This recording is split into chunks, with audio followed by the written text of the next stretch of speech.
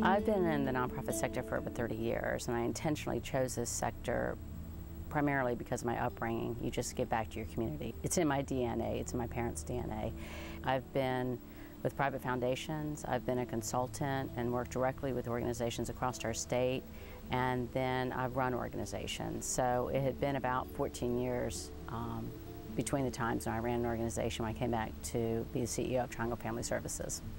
Some of the highlights that stand out to me is, number one is where I am right now, is transforming a 76-year-old human service agency into a sustainable model for another 76 years.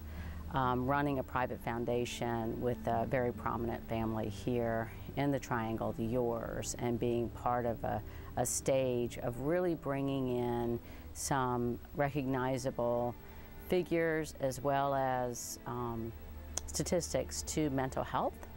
Mental health is something that nobody wants to talk about, and it's somebody else's issue, and it doesn't happen in my family. Well, the reality is it happens in everybody's family.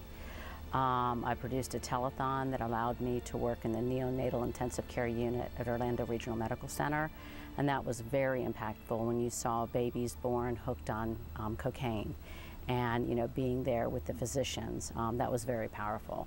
Working at the SPCA is where I got my nonprofit legs, and changing dogs' cages and having to work with the veterinarians who ultimately had to put the dogs down, and gave me a real love and that I continue to this day with animals. Passion. It has to be at the core and the essence of your being. If it's not what you believe in, if it's not what gets you up in the morning, if it's not what keeps you up at night, don't do it. Follow those passions.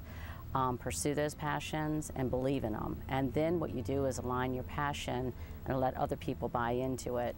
I often hear in the community when I'm telling the story of Triangle Family Services, the essence of what the agency is comes through with my voice, because it is at the core of who I am.